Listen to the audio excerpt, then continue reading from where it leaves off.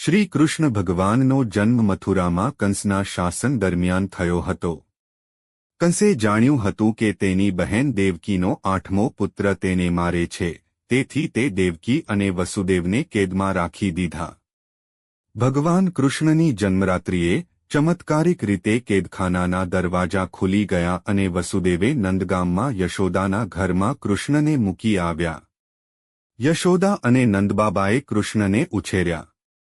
બાળપણમાં કૃષ્ણે અનેક લીલાઓ કરી, જેમ કે મક્ખન ચોરી, ગોપી સાથે રાસલીલા અને નાગના મસ્તક પર નૃત્ય. અત્યંત રસપ્રદ વાત એ છે કે તેમને બાળપણમાં પૂતના, બકાસુર અને કાલિય નાગ જેવા રાક્ષસોને મારીને લોકોનું રક્ષણ કર્યું.